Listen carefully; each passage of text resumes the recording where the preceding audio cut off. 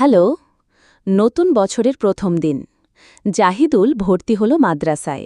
দোতলার একটি ঘর এসে থাকত, যেখানে আরও ১০ জন ছাত্র থাকত একসাথে। মাদ্রাসার জানালা দিয়ে দেখা যেত পেছনের একটি বাড়ি, সেখানেই থাকত আশরুপা। মেয়েটি অসম্ভব সুন্দরী, মিষ্টি হাসি, শান্ত স্বভাব। ঘরের সবাই তাকে পছন্দ করত, কিন্তু বাইরে যাওয়া ছিল কঠোরভাবে নিষিদ্ধ। তাই সবাই জানালা দিয়ে তাকিয়ে থাকত ওর বাড়ির দিকে। জাহিদুল ছিল অন্যরকম, ভীষণ লাজুক, ভদ্র ও পড়াশোনায় মনোযোগী। খেলাধুলা বা মেয়েদের দিকে তাকানো এসব কিছুই তার স্বভাবে ছিল না। আসরের পর সদাই খেলায় মেতে উঠত, আর জাহিদুল ছাদে গিয়ে পড়তে বসত। একদিন হঠাৎ ছাদে বসে জাহিদুল আশরুপাকে দেখল, ওর বারান্দায় বসে আছে।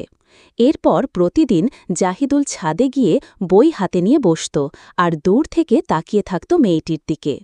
দেখতে দেখতে তার মনে গেঁথে গেল আশরুপা। ভাবল, কিভাবে কথা বলবো ওর সাথে। একদিন তার মাথায় একটা বুদ্ধি এলো। বৃহস্পতিবার মাদ্রাসায় ছুটি ছিল। বাজারে গিয়ে সে একটি স্লেট আর পেন্সিল কিনে আনল। আসরের নামাজ শেষে ছাদে গিয়ে স্লেটে লিখল, তোমার নাম কি? ছাদে দাঁড়িয়ে স্লেট দেখাতে লাগল। আশরুপা হেসে ফেলল বারান্দা থেকে।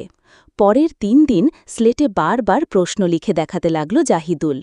চতুর্থ দিন আশরুপা তার নিজের স্লেট নিয়ে এলো, লিখল, আমার নাম আশরুপা, তোমার নাম কি?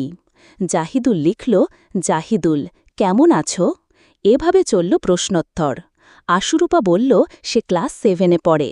জাহিদুল বলল সে নদিয়ার ছেলে।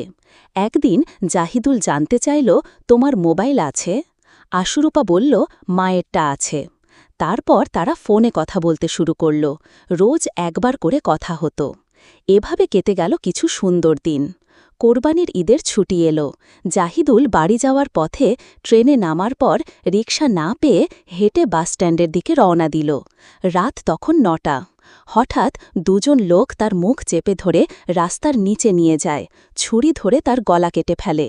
ভয়ে কাঁপতে কাঁপতে জাহিদুল বলল, আমার যা আছে সব নিয়ে নিন। তাদের দিয়ে দিল মোবাইল, টর্চ লাইট, ৩,০০০ টাকা। তবু বলল, আমাকে ৫০ টাকা দিন, বাড়ি অনেক দূর। তারা তাকিয়ে বলল, যা, পেছনে তাকাবি না। জাহিদুল হেঁটে হেঁটে ১২ কিলোমিটার পথ অতিক্রম করে রাত ২টায় বাড়ি পৌঁছায়। মায়ের প্রশ্নে চুপ করে যায়। শুধু ছোট বোনকে সব বলে। মা আর কিছু বলেন না, ছেলেকে বুকের মধ্যে আগলে রাখেন। ছুটি শেষে জাহিদুল প্রস্তুত হয় মাদ্রাসায় ফেরার জন্য। কিন্তু মা বলে, তোর আর দূরের মাদ্রাসায় যেতে হবে না, পাশের মাদ্রাসায় পড়বি। জাহিদুল জানত এখন আর কোনো দিন আশরুপার সাথে কথা হবে না। মোবাইল নেই, নাম্বার নেই। বছর কেটে যায়। ২০১৬ সালে, বয়স তখন ১৯, জাহিদুল গেল আগের মাদ্রাসার এক জলসায়। সেই পুরনো বাড়ি, সেই বারান্দা।